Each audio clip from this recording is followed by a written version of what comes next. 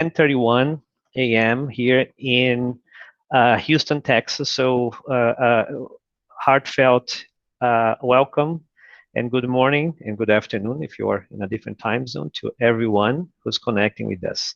So let me start by saying a few things here before we get started.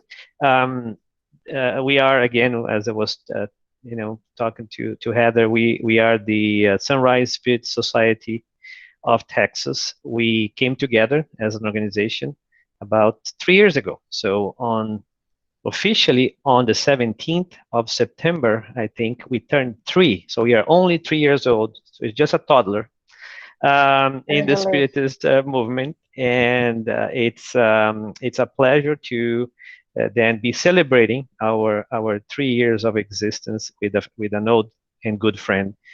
Thank you so much, Heather, for being here with us. So what I'm going to do next is I'm going to introduce Heather to all of you who are joining us this morning, and I know we'll have more people joining as we go here because some folks have conflicts and they join a little later, and then we'll turn to Antulio Borneo, who's going to do the initial prayer for us, and then I'm going to turn to Heather. But so today we have Heather Bollech-Fonseca, who's going to talk to us about Jesus, our friend.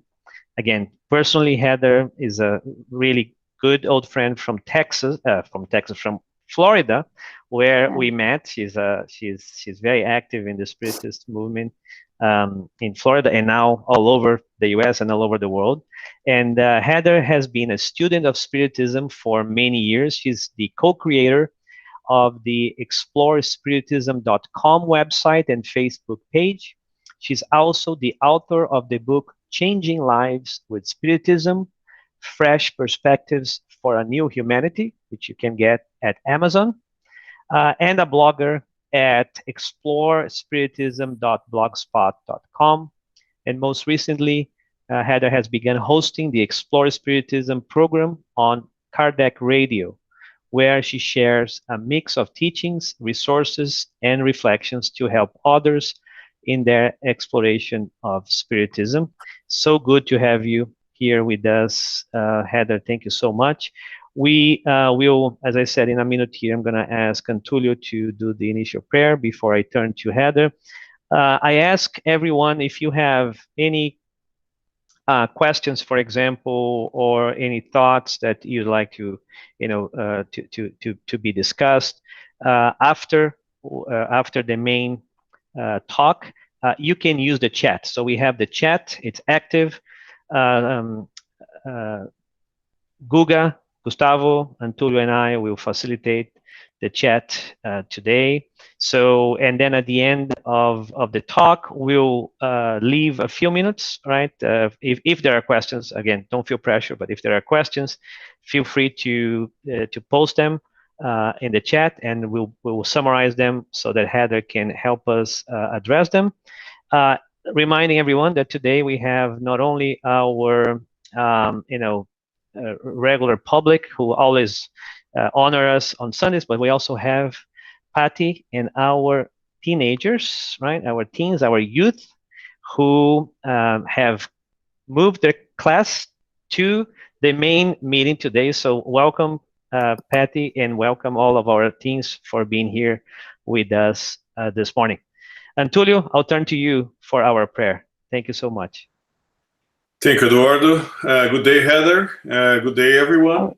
Let's prepare yourselves and let's keep our minds filled with good and elevated thoughts, and let's feel the presence of Jesus in our hearts, being thankful for the opportunity to be here today with the purpose of learning a little bit more about the spiritual truths. Now let's involve in our best thoughts of love and light our guest, Heather Bollech-Fonseca, who graciously accepted to be here today. With the help of God, our Father, Jesus, our Master, and the spiritual mentor of this group, let's ask permission to start our study of today. So be it. So be it. Thank you. Tulio, the stage is yours, Heather.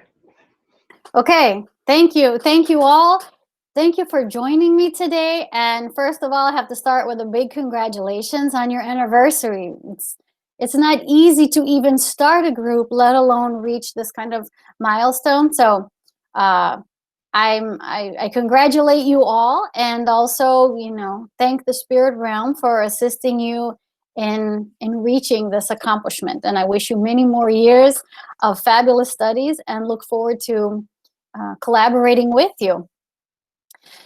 Today we're going to talk about the topic Jesus, our friend, and we're going to talk about Jesus in our daily lives. We're not going to dig into his teachings per se, or focus specifically on one or more of them. We're going to talk more about Jesus as our friend, and looking at friendship as a relationship. So this is really more about our relationship with Jesus, that I think is something very personal. How one experiences a relationship with Jesus, at least at a conscious level, is something that only an individual can define for him or herself. And I bet that if we were to take some time out today and ask every person watching to spend a few moments just thinking about, your own experiences, and if we could somehow gather those thoughts and impressions and project them onto my screen here as words or images, we'd find that each of us sees our relationship with Jesus in a unique way. And our answers might become even more diverse if we were to focus specifically on friendship. They may range even from minimal to no particular sense of personal relationship, that's okay, to something perhaps beyond words. For some of us, it might be profound, an experience that one feels with every fiber in his or her being. We're all different, but this is a relationship that involves both the mind and the heart. And more than that, it transcends material life, meaning that it belongs to the soul itself and will evolve as our spirits live out multiple lifetimes. If we stop, though, to consider any single material existence at any point in time, most assuredly how we perceive our connection to Jesus, if at all, is going to be heavily influenced by the circumstances of that particular incarnation. And not only that, but what Jesus means to us as individuals can also change sometimes within, even throughout, a single incarnate lifetime. Well, notwithstanding the infinite possibilities, today we're going to contemplate Jesus as our friend from the illuminating perspectives of Spiritism.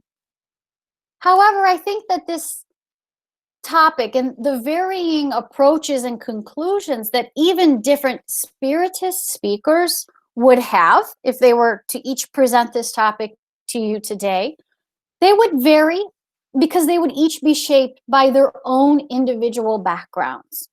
And so I decided to spend some time today first sharing a bit about my own background. I'm going to ask you to indulge me a little bit on this as I go through it, in part because I think that we learn with and through one another. If we could actually just open up today and have kind of a roundtable discussion, I think it would be a fascinating conversation. And we'd all for sure walk away with some food for thought. But I also think that you deserve, and I hope it will be of some use for you, to have an idea of where I come from in my take, as of today, on the Spiritist concept of Jesus as our friend. So just a few years ago, when I was born, like many of you, I was born and raised in this lifetime in a region of the globe where Jesus is well known, and Christianity, generally speaking, is very present. So growing up, I went to church, I attended Sunday school classes as a child, and I even played the role of Mary in the Christmas play. And I was trying to think back when I was preparing this topic to the Sunday school classes to recall my thoughts and impressions at the time, but sadly they escaped my memory in their details. I do know, however, that one of my first introductions to Jesus's life and moral lessons was through those Sunday school classes. But even before that, perhaps was this book of mine that I must have enjoyed, judging by its wear and tear, and the fact that it made it into my box of all my treasured childhood belongings that I still have, right? That my mom handed over to me years later. And looking through the pages, even nostalgically, it does seem familiar to me. But from this book and those classes on Sundays, I think we're getting a little echo. Maybe somebody needs to put themselves on mute. Thank you. I got exposure to some of the names, places, and events mentioned in the Bible. And lastly, talking about my childhood, I do remember feeling very proud the day that I and others my age, probably from this same Sunday school classes, we'd reached some kind of milestone and we were presented with our very own copy of the Bible. So I was all proud about that and happy. Well, jump ahead to my later teen years, things started to get a little complicated. So I began to have some doubts and questions. And for example, I found what I was learning in science classes conflicting with what I understood, or at least was taking away from what I was taught through religion, or to when basic notions of other world religions, when my exposure to them had me contemplating alternative, sometimes intriguing ideas, as well as I began to think about what it meant to live in a world where we could grow up in places and families with all different religious or spiritual beliefs. So what does that mean, right? When everyone thinks that their own is the truth. And at this age, we really begin to develop our ability to reason. So I kind of struggled sometimes in making logical sense of the world and of the concept of God. And I think that's normal for people that age. And as for learning from Jesus specifically, I want to be honest, as a small child, maybe because of the images of where he lived or, just the way that we talked about it in terms of stories and etc., it felt to me like Jesus lived at the beginning of time.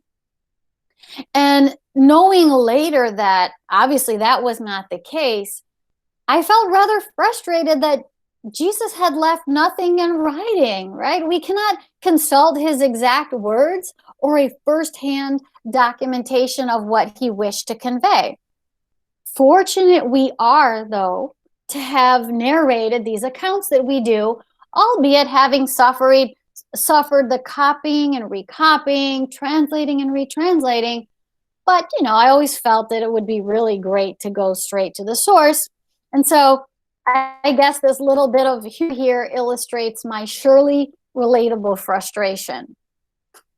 But let's keep in mind, as someone reminded me, that, Jesus's ministry was over such a short period of time that he really focused on getting his message out. So, no judgment here on Jesus. It's just like, it would be so much easier for us, right?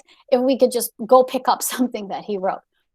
And anyway, I know that these developments are not a part of a unique experience and are instead common to many of our journeys, which takes me to my eventual encounter with Spiritism. And again, this is a point in my life where things began to take a bit of a turn. I was introduced to Spiritism, and perhaps you can relate, at a time in my life when I was ready for it. And this is something that I talk about, by the way, in my book, Changing Lives with Spiritism, if you want to know more detail on that. But I began to find much needed answers.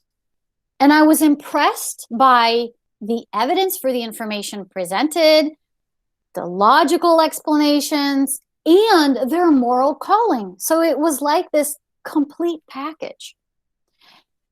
Quite frankly, where I'm going here is that ultimately it was Spiritism through the literature of Kardec and the writings and teachings from the superior spirits that brought my attention back to Jesus. And I would like to explain that for a little while this morning by highlighting some Spiritist books and how they had a noteworthy part in that for me, right? So I'm going to ask you to indulge me a little bit to go through some books, and then we'll get to more detail on Jesus is our friend. Well, in the Spirits book, which was my first Spirits book, I found Jesus referenced in different sections. And to put it bluntly, for me, Jesus kind of came along with all these intriguing ideas in which, as a whole, I found so much clarity. And though the spirits clearly identified Jesus as our highest moral standard, they also made clear that elements in teachings from even the most remote times throughout history, which didn't begin with Jesus, right? Contrary to what I thought as a child, they have driven our progress in our knowledge concerning spirituality. So in all of them, the Spirit said, are seeds of great truth that would benefit us in studying them. And they explained Spiritism's clarifications of Jesus's allegories and parables. So to recognize truth, they said, bottom line, the truest doctrine will simply be the one that makes the fewest hypocrites and the greatest number of truly virtuous people. Thank you, right? Well, those assurances were important to me. I was looking for some structure and organization and logic, and I began to reconsider things as part of that, to contemplate Jesus again, but in a new context. And then, in the Gospel according to Spiritism, we find addressed in this book passages from the fifth of 5 Gospel parts, specifically Jesus's moral teachings.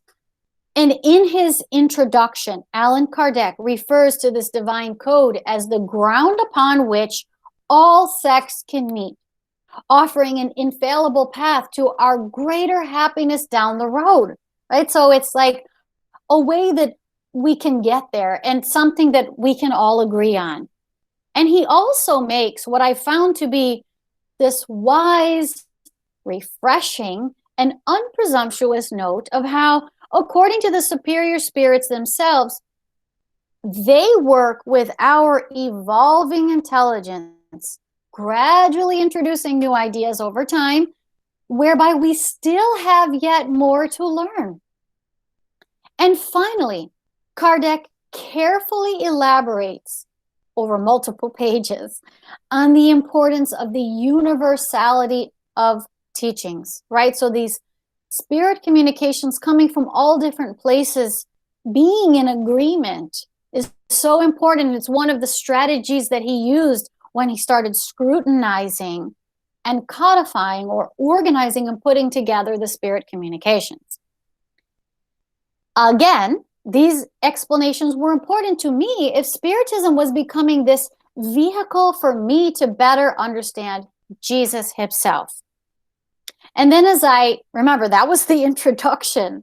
And then as I read through the book, I found this needed validation for me personally for looking at these biblical scriptures symbolically rather than literally.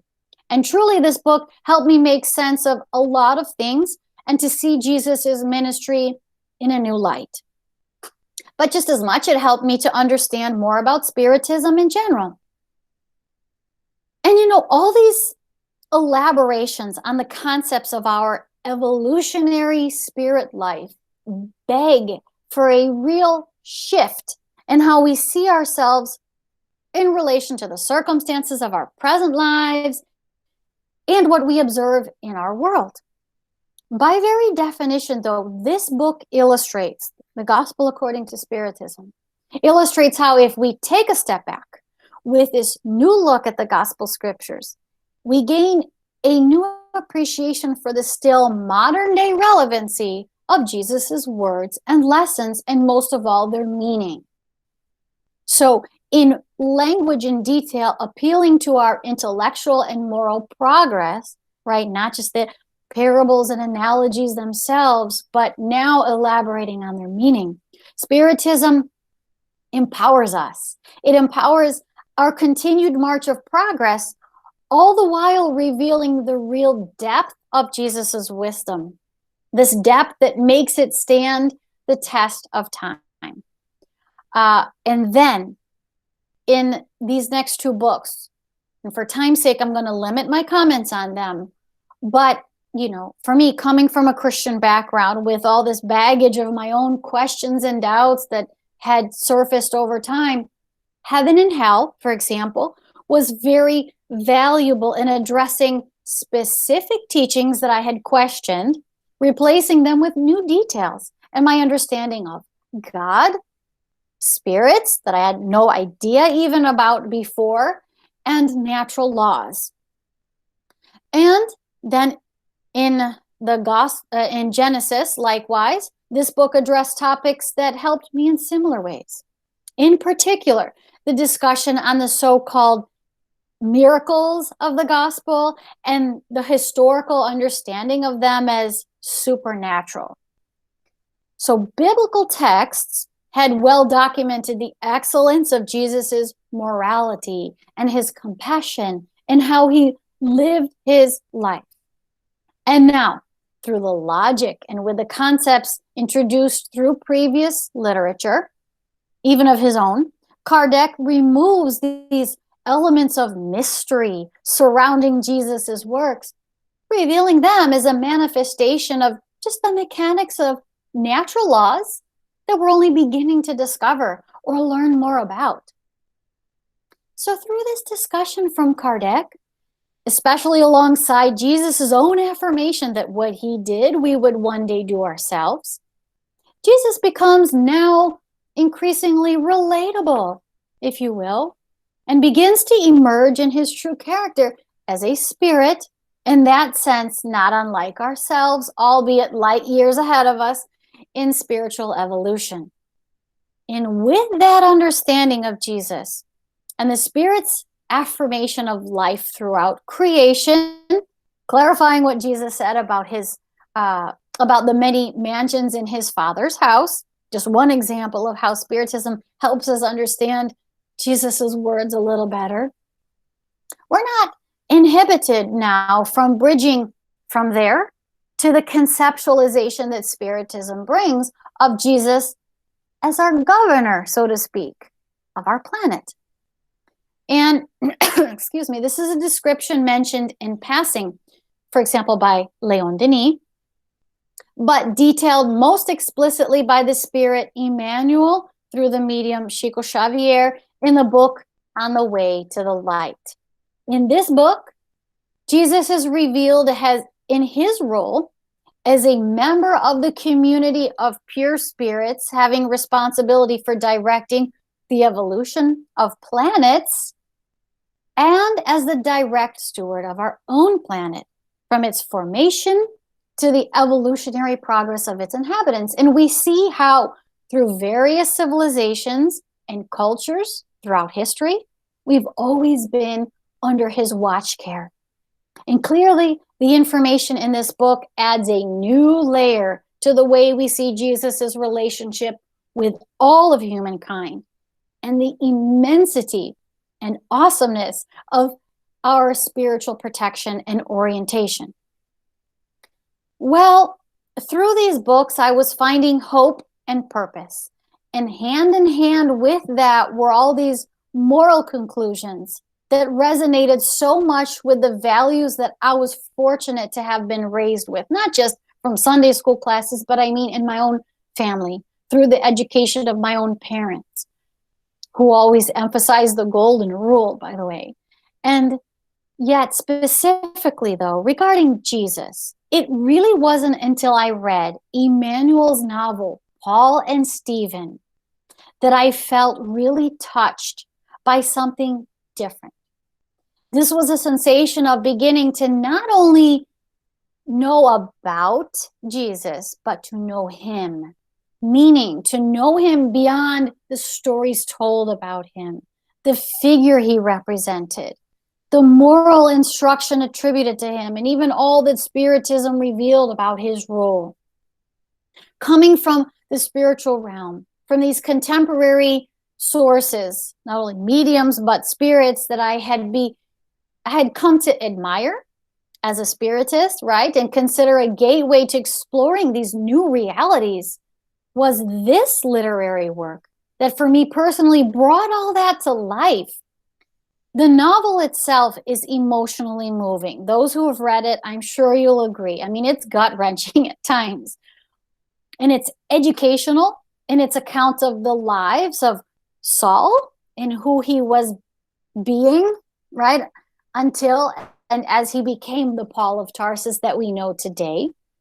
And Jeziel as he became Stephen, a lesser known man of bravery, conviction, and compassion, up to, through, and beyond his own moment of death, as from the spiritual realm, he continued to play a key role alongside his sister Abigail, who you also read about in this book, this role in Paul's complete transformation. Their immense pains and struggles, their profound soul searching, and great sacrifices, it's even giving me goosebumps as I think about it, but they're captivating and inspiring. You guys, you have to read this book. But listen, alongside that, I found that in tracing this sort of behind the scenes steps of Stephen and Paul throughout the novel, the book took me to those places and names of the biblical accounts that I'd heard of since my childhood, right? Even in that book that I showed in the beginning. And it brought them to life in ways that I'd never experienced them before. One that I found particularly moving for me was in the accounts concerning Peter and others at the way or at Simon Peter's home. And I don't know how to explain it, but this window into the man and earthly life of Jesus of Nazareth, from the perspective of those who lived with him and loved him, to those who lived among him and despised him, not to mention the brief but meaningful appearances of Jesus from the spirit realm as he guided Paul in his mission. This all likewise contributed to this book leaving a before and after mark on my own journey of a relationship with Spiritists. If you've not read the book, as I said, I highly recommend you give yourself this gift and take the time to read it. And if you enjoy it, then the other novels in this series by Emmanuel through Chico Xavier, they follow suit in similar ways. Now, there are many examples of, moving examples, I should say, of in these books by Emmanuel of what a true living relationship with Jesus looks like in someone incarnate here in our world. And not all of them involve people, individuals living during Jesus's time, or relatively speaking, shortly thereafter. Because for those who've read, for example, this book, Renunciation, you'll recall there the example of someone who lived centuries after Jesus walked the earth, someone closer to our time, and someone who, was prepared by the experiences and accomplishments of prior incarnations, and who then, in this narrated lifetime, had the opportunity to study and learn about the life and lessons of Jesus, and then proceeds to approach her many trials and tribulations with unwavering faith. Her faith in Jesus's teachings and promises, and this absolute trust in the presence of his love. And this is, of course, Alcyone, who, as a spirit, before she incarnated, was no longer even required to reincarnate here on this planet, but who selflessly, from the spiritual realm, And on behalf of a great love of hers from the past, she selflessly requested to return to the earth, to live alongside him, so she could help him endure and overcome the needed spiritual reparations that he was to encounter in an upcoming incarnation. And throughout this beautiful love story shines the heroism and sacrifice of this character, Alcine, who dedicates herself completely to those around her, all the while in spite of the ways in which she herself suffered.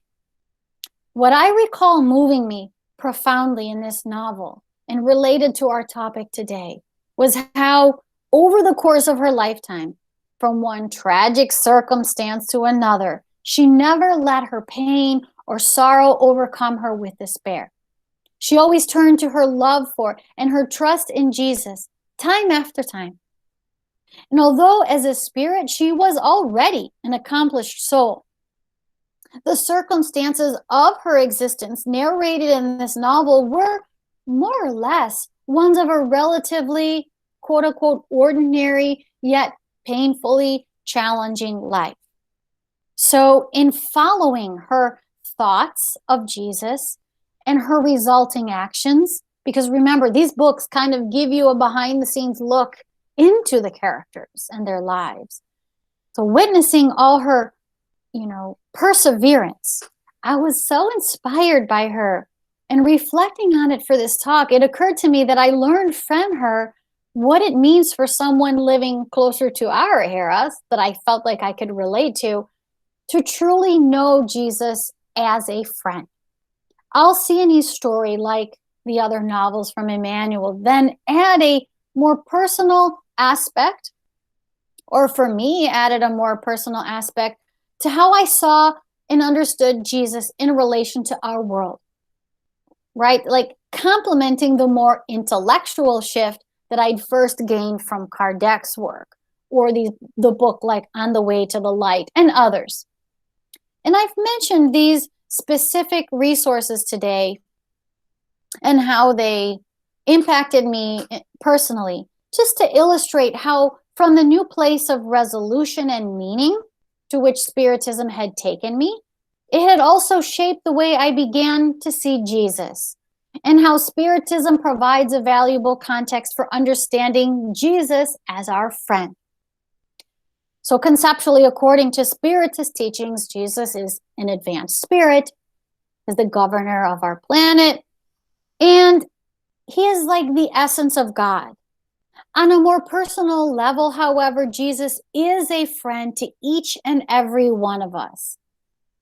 And as I give you my perspective on what that means, I hope that my discussion until now will have illustrated the grounds on which I've built this point of view. And I have to say that in thinking about Jesus as a friend, the lyrics of a particular song kept coming to mind. And I don't know how many country music fans we have here, but if you happen to be one, you may know of a song by the group Lone Star called I'm Already There. And this song opens with lyrics about a father who's a truck driver, I suppose, and who's out on the road missing his wife and family. Maybe he's not even a truck driver, but whatever his profession is, he's, out on the road, and he calls home to get one more I love you in for the day. And he hears this little voice come on the phone, his daughter, and asking him, Daddy, when are you coming home? And he tells this child, I'm already there. Take a look around. I'm the sunshine in your hair, the shadow on the ground, the whisper in the wind, your imaginary friend. I know I'm in your prayers. I'm already there. And for me, though, for Jesus, I'd replace the word imaginary, maybe with unseen, better. This is kind of analogous to how I think of Jesus in our lives. And I will say more on that. But first, imagine how awesome it would be if you could sit down beside Jesus and talk to him face to face, like this young man is doing in this painting called Lost and Found by an artist named Greg Olson, which has kind of stayed with me from the first time I saw it. From what has already been stated throughout time about Jesus and his demonstrated character, his love is unconditional. On earth, he showed that he was there for everyone, even the most downtrodden and rejected by society. Then if he were here to talk to us like this, he would not only understand what we're thinking and feeling deep inside and why, he would listen, right? And sometimes just half the battle is having someone being able to listen to us and really get where we're coming from. So he would do that and then speak to us from nothing but love. So who wouldn't take that chance in a heartbeat? There is, by the way, another Spiritist book that might give us more of a look into what it would be like to converse with Jesus as he did with his closest friends when living here as Jesus of Nazareth. And it's a book by a spirit called named Neo Lucio. And the book's called Jesus in the Home. And in this book, this spirit author describes Jesus as the Spirit Emmanuel states in his foreword, some of the lessons of the Lord as told within the closest circle of his apostles and followers. And in each short chapter of this book, Neo Lucio gives us, again, a kind of behind-the-scenes look at what it was like when Jesus met with his disciples in the home of Simon Peter. So if you read Paul and Stephen, even before you get to this one, if you've not looked at it yet, you can have some sort of visual or descriptive background for that. So here Jesus is in the home of Simon Peter, the end of the day, talking to his disciples. And from the descriptions of this author, we see that, different discussions would come up, whether it would be around a particular topic being debated by those present, questions they had for Jesus after the lessons he delivered in his ministry on that day, or even their own frustrations and struggles as individuals, right? As guys in their personal lives and in their attempts to help Jesus deliver his message. And Jesus would then address their concerns and bring them clarification and wisdom, usually in the form of a story for them to reflect on. And if you read through this book, you'll find some recurring ways in which Jesus's behavior toward his friends and disciples is described. So, for example, how Jesus was so careful and patient, often allowing them to talk amongst themselves and hash out an issue before shining his light on the conversation. How when it came time for him to talk, he would pause and think before speaking. How so often the author made it a point to mention Jesus's smile and warm gestures. How it was not uncommon for Jesus to respond not with answers, but with questions, encouraging his listeners to first think for themselves. And how, when addressing one single person, he would communicate in a way that best addressed that particular individual's needs at that time. And you know what I was reminded of in all of that?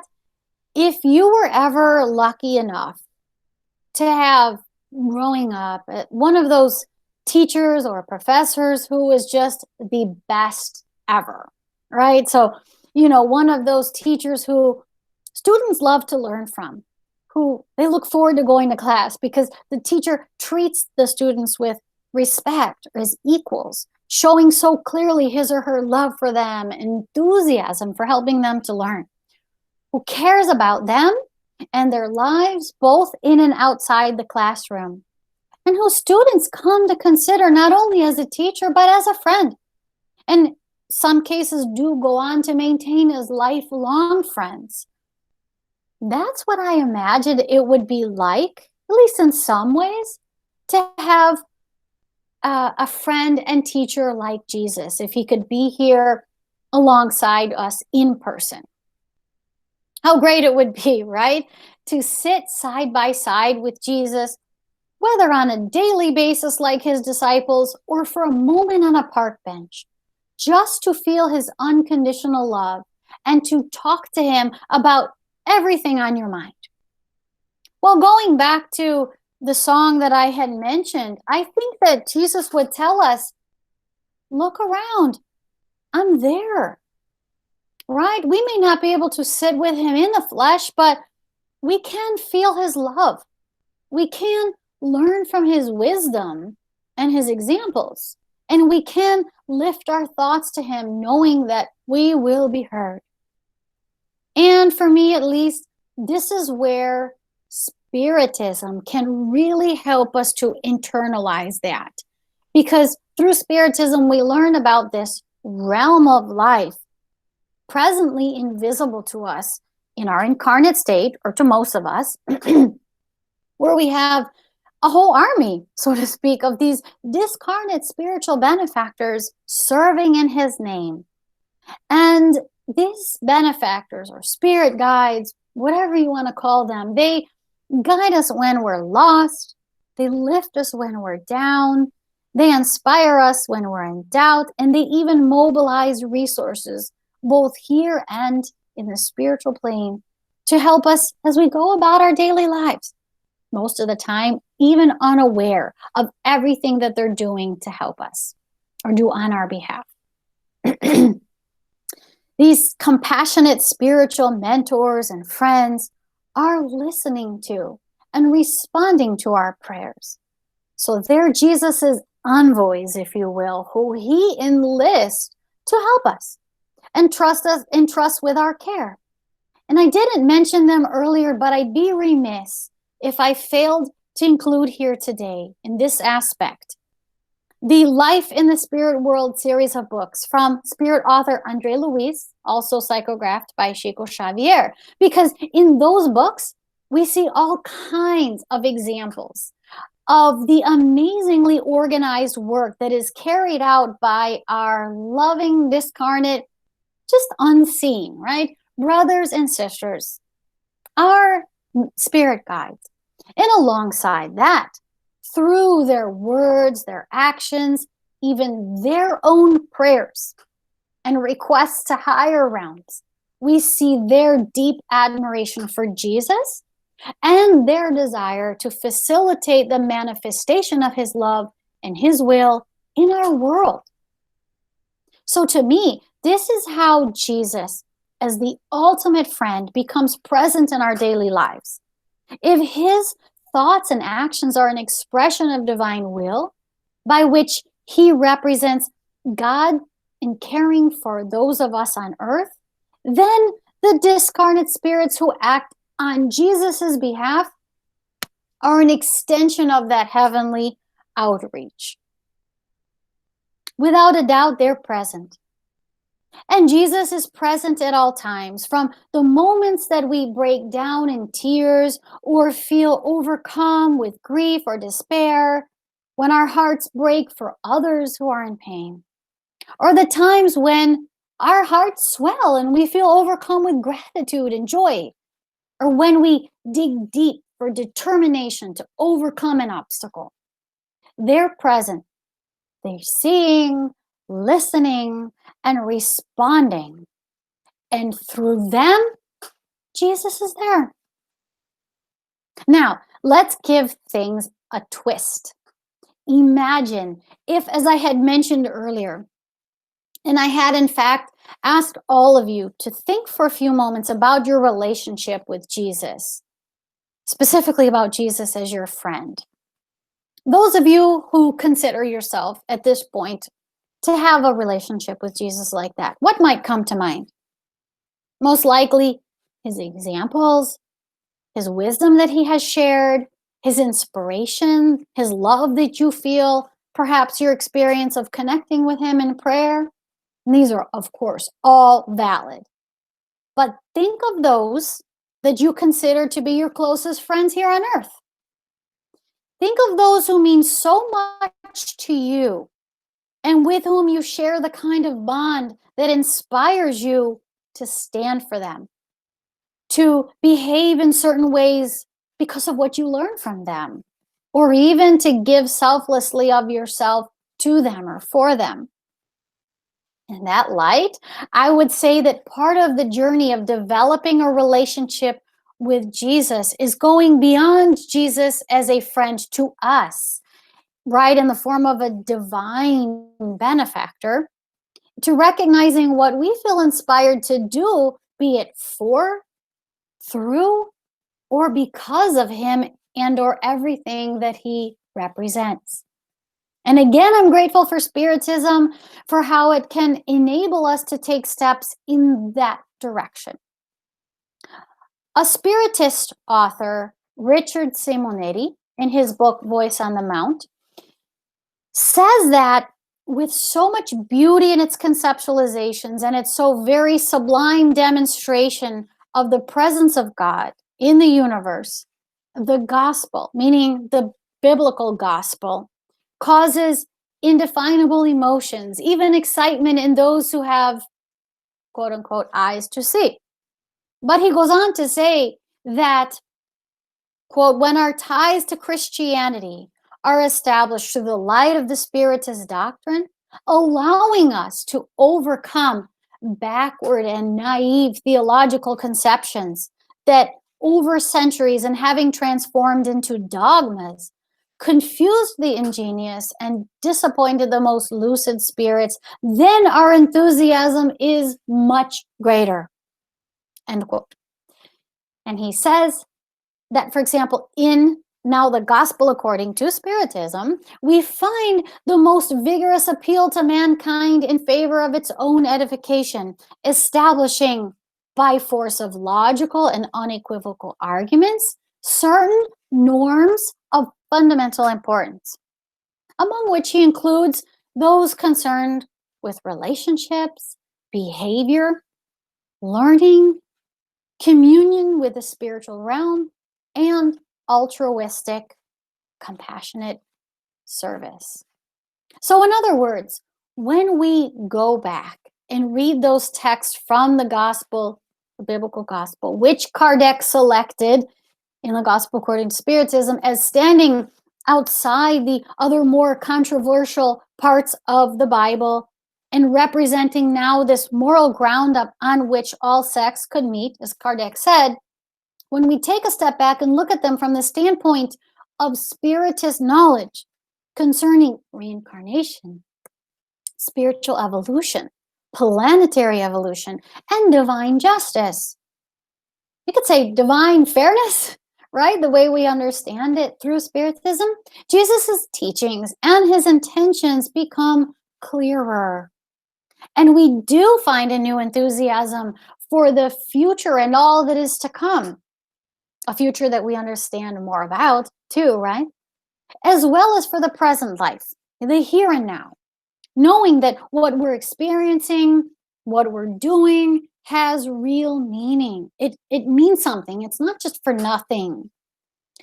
Now, the norms that Simonetti mentioned are not rules to control. They're guidelines. They're like points on a map to lead us in the right direction, but at the time and pace that we choose, right? So you have your GPS, your app on your phone. It can show you where you are, where else you could go, the best place to go that you've set, like this is what I want my destination to be. But you can go by car, by bike, you can set all the different modes of transportation and likewise or thereby your own pace. This is what Spiritism is meant to be. And trying to follow these guidelines requires discipline though, right? So it's not just, get in your car and push the gas pedal. You got to actually walk in this case. But you can walk at your own pace, okay? It's challenging for us to do all this as we battle still inferior tendencies and we confront these inner conflicts between what we are now and what we aspire to be. Not to mention these social norms and all the pressures from society at large, we all face peer pressure, right? So it's not just the teens watching today. At every single age, we feel the peer pressure. It just takes different forms, sometimes even some of the same forms. And from the Spiritist instruction, it's great because we know that we're not alone. Even in all this pressure and these inner conflicts and stuff, we know that we're not alone and that we're not expected to become saints overnight, not even in one single lifetime. Nobody's expecting you to read these books, go to Spiritist meetings, learn this stuff, and change completely. You can't, right?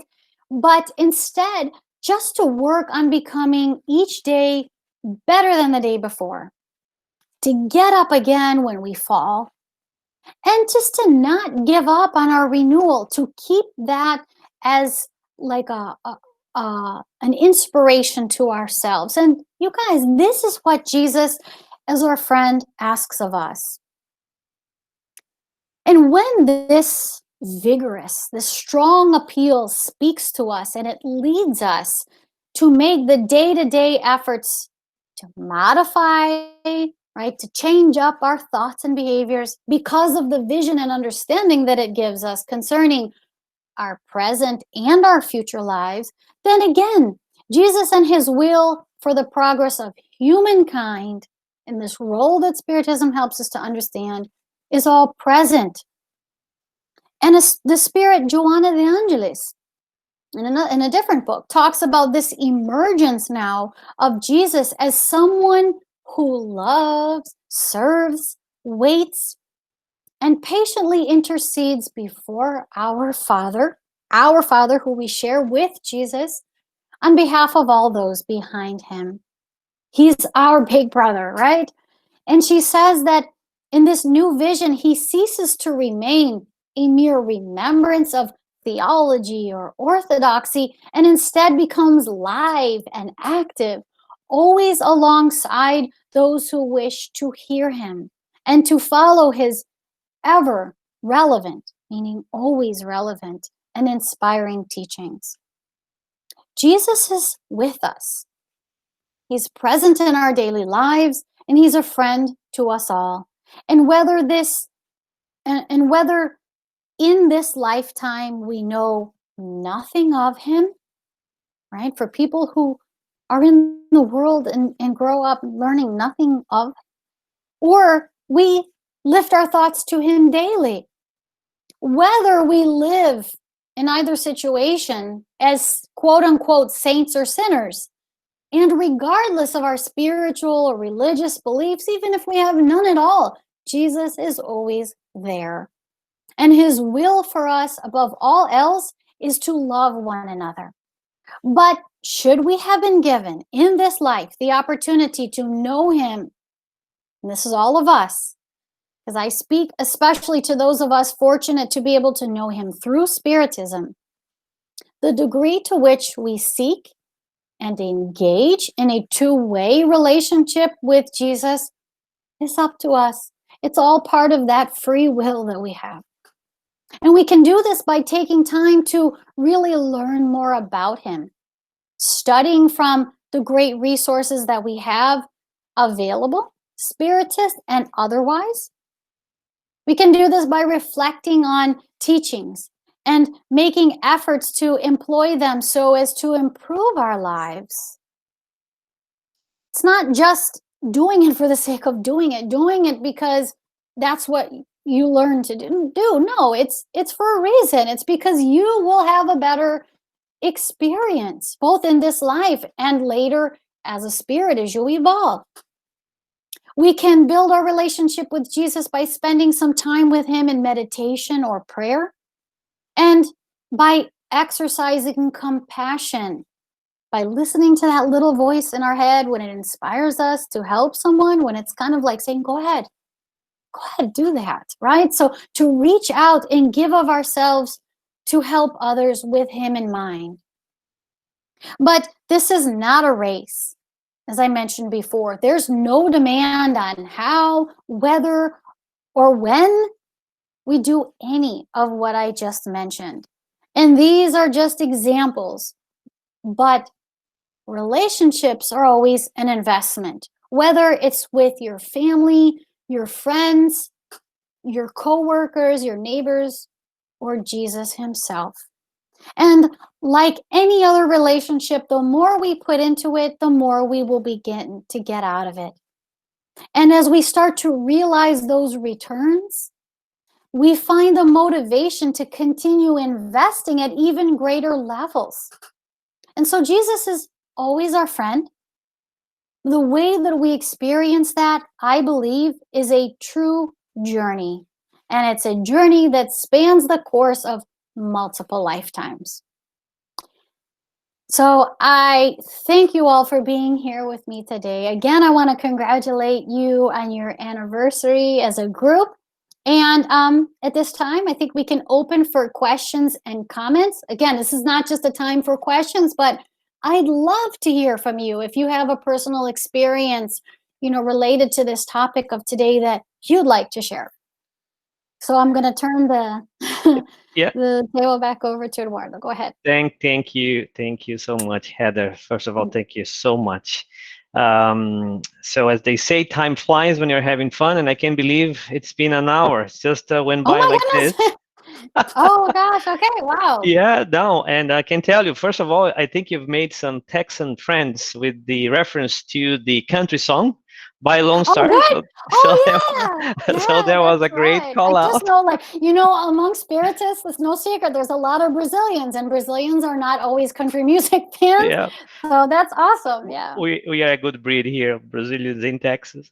So just a few comments and then a few questions here. So thanks for all who have posted comments and questions. So just from me, and I speak on behalf of a few other folks here. I think again the reference to the books and especially for me, very special, Paul and Stephen. You're absolutely right. I think that's it marks a demarcation, right? In before and after. I think that was such a great call because whoever has read the book will wholeheartedly agree with you. A few great comments here from our beloved audience, which we really thank. It's one of the examples of Jesus' presence is the opportunity to share this time with all Sunrise community. Thank you very much. In the light of Spiritism, I see Jesus as our example and inspiration for us to do better each day. Absolutely. And Jesus is more than a friend. It's a joy to know his family. And then finally, just I think one comment that encapsulates our really gratitude to you that Heather has really internalized the concepts of Spiritism. She's beautifully inspired. So again, thank you very much. Questions that I'll pose here. When you were a teen with questions, where did you find answers that made sense to you? Was it through family, members, friends, books? So that's coming from Patty. Great question, and I have a specific example. So when I was in my freshman year biology class, we actually had to write a paper. We studied evolution. Okay, we studied about evolution from the biological perspective, which made a lot of sense to me. And I remember we watched this video of a theologian and a scientist. It was like I guess a debate or something, arguing about, whether evolution was true or whether creation was true. And I don't know if this could happen today, but my biology teacher had us write a paper. Do you believe in evolution or do you believe in creation? Right? So painting one against the other. This is what I talk about in my book.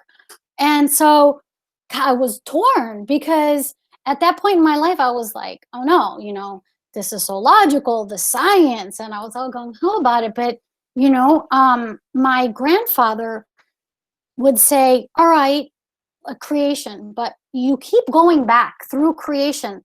okay, what created this? If something created that, then what created that? And what, you know, he went as far back as, okay, if it all began with water, what created the water? But then I was like taking that, okay, no matter how far you go, like what created whatever created. So I was like, I couldn't justify in my mind saying that it's all like pure chance. You know, we're, you know, society or something, whatever it is, tries to force us to say one or the other. And what I love in Spiritism, and I didn't find the answers, but I wrote my paper, I answered my paper, I believe in reincarnation. And in my mind, it wasn't the biblical, you know, the literal biblical story or whatever you want to call explanation of creation. Somehow intuitively I had this sense, okay, it's God, but I don't know how. And it wasn't until I found Spiritism, and you could see why I found it so refreshing, that Spiritism says both science and God. I don't even want to use the word religion per se, but God and spirituality, they have their place, and they can go like this. So I didn't find the answers, all of them. And just one more quick comment, if we have the time. I also had an anthropology class. That's where I started learning about other religions.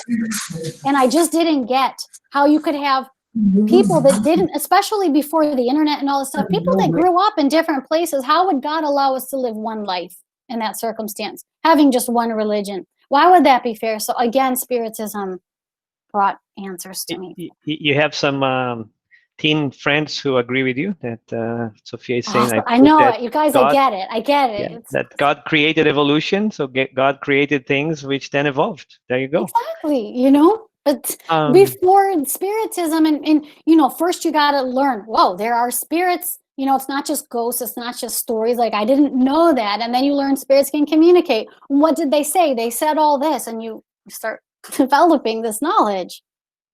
Absolutely. Another question we have here, this one coming from Lucas and Julia. Were you able to find books by American authors that helped you with your understanding of Spiritism?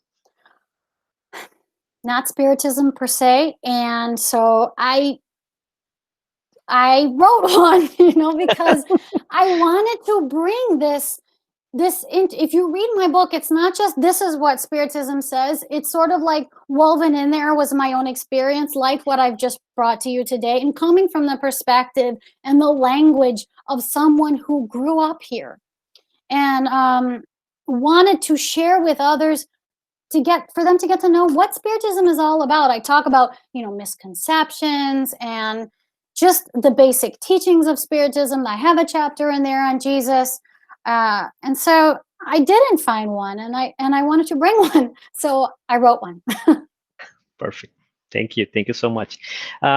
Maybe our last question at this point is, in your opinion, Heather, and this is coming from Antulio, in your opinion, you know, despite, again, all the work that Kardec, right, has brought to us, and for example, the Fox sisters in the US, and the knowledge of mediumship and Christianity being widespread, why do you think Spiritism is not better known in the US despite all of that? What is missing? I think there's a lot involved. I think that materialism, you guys, is still very strong. I think that right now we're at a time in history where the pace of knowledge is growing rapidly, and I think this is gonna, you know, it feels like we're creeping, but we don't know what's right around the corner. I think that this is gonna start picking up pace quickly, but you guys, you know, I just have to give an example. You teens probably have been in TikTok, and I don't spend a lot of time in there, just because when I got in there, I was like, holy cow, I feel so sad when I see the way women in particular are, you know, portraying themselves. Sometimes it's just like, between that and you see so much greed, you know, you see what's going on in politics right now, how much money still talks, power, all this stuff. I think that people just, you know, are not really looking especially for this yet, but you know, we talk in Spiritism about like planetary transition, evolution, and how sometimes certain events have to come about to make us reflect more. And look how this pandemic is leading people to reflect a lot more on what's most valuable in life, and think about more about their families, almost being forced to staying, within the walls with them.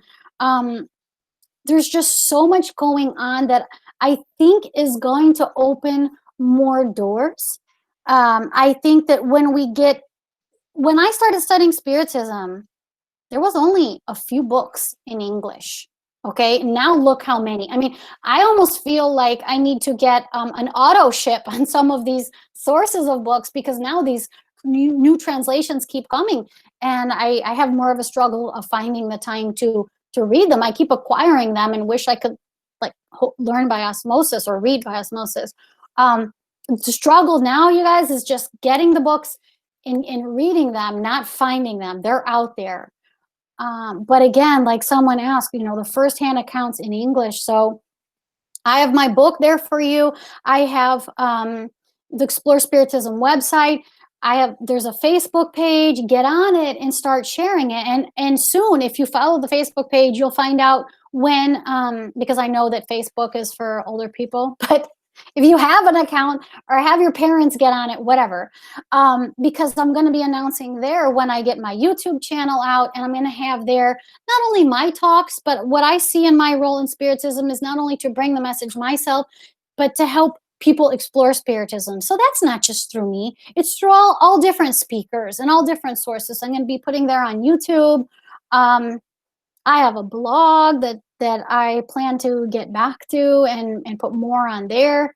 So you guys, it's going to happen. Help us, help us to make it happen, right? Absolutely.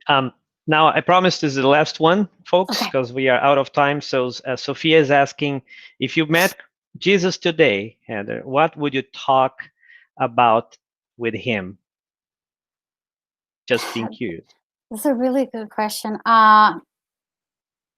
I would have to probably, I would be tempted, I gotta be honest, to selflessly talk to him about myself. I mean, who wouldn't? Who wouldn't? If you had the chance to talk to Jesus, ask him about, like things in your own life. And I mean, just because I feel so passionate about bringing Spiritism to others and finding the ways to, to open that door, to make things click, to find the way that people want to learn about this. I would probably also have to ask him about, like, how can we do this?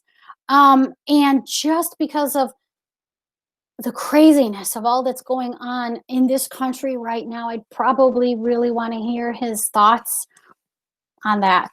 And how we can bring up, even though we have the answers, you guys, we have the answers, but sometimes, like, if Jesus could say it himself, it just feels so inspiring.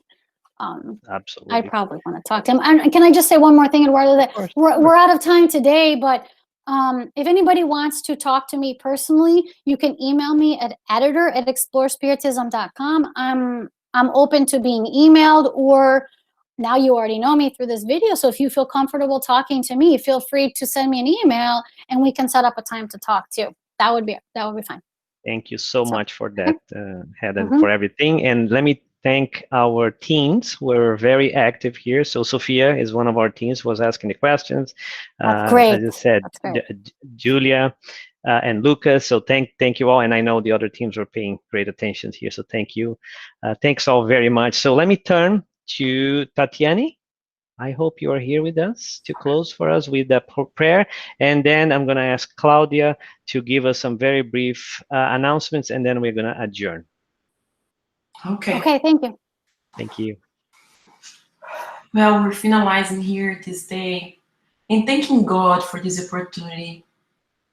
Thank you to Spirit Superiors who came. He always on support, who always give the intuition to Heather to tell us what we really need to hear. Thank you for this opportunity, and we may apply all this refreshing about Jesus that touch our hearts with so much love. May we use and start thinking about Jesus, especially this week, in a different way, to make our hearts a little bit bigger, to make us a little bit humble, make us look to the side, to our neighbors, maybe help a little bit more. We're extremely thankful for the day, for this beautiful Sunday, full of inspiration. May you, God, protect our family, our home, that we can have this week especially, a special week, and hopefully putting in action everything we just refreshed today. Thank you so much for everything. So be it. Thank you, Tati, very much. And then, Claudinha, it's with you. Are you guys listening to me? Yes, we can hear you loud and clear. Can I get the screen from Heather? Yeah, you can present actually. Just present Sure, and it will show. I'm gonna also on top stop of it. sharing. Go ahead. Yep. Okay, all right. Well, Heather, first of all, thank you so much for today. It was very inspiring. My name is Claudia, and I know we did in the beginning, but I would like to welcome all of you that came to our virtual talk today for the first time. I ask just a couple more minutes of your attention. I'm going to show just a little bit of information. You can use a camera also and take a picture of the screen. First of all, for our friends that speak Portuguese, I pasted now on the chat. We're going to start a new study on the Spirit's book, and it's going to start on Tuesday, October 6th. If you're interested, just send an email to Antulio. All the information is over there on the chat. Now, here are just a few suggestions. We all just met Heather, and she's incredible. If you want to know more about her, this is the website that you can go visit, that she's the co-creator. She also has a blog, as she mentioned. Here is the address for the blog, and the book, it's called Changing Life with Spiritism, a Fresh Perspective for a New Humanity. Over here on the left corner of the screen, you can see a little print screen of the website and the book. She's also on the Kardec Radio with the program on Explore Spiritism. And also, I would like to share with you that a lot of the books that Heather talked today, it's on kardecpedia.com, which is a website. And you can see here on the right side of the screen, a little print screen of the books. And over there, it's an interactive platform that facilitates the study of the works of Allan Kardec, the founder of the Spiritism doctrine. And you will also find the books in English, French, and Spanish, also in Portuguese. So this is what I would like to share with you today, in case you would like to expand a little bit more your knowledge today that we just learned. I hope that our virtual talk today was able to inspire you. And for next week, all of our program for next week, because we meet every Sunday, it's going to be on our website, as well as all the other activities. So you guys can visit our sunrisespiritist.org website. That's it. Have a great week, everyone. Thank you, Claudinha, very much. Thank you so much, Heather, again. And thanks, everybody, for coming together today. Thank you. Have a wonderful week. Thank you so much. Thank you. Bye-bye, everyone. Bye-bye.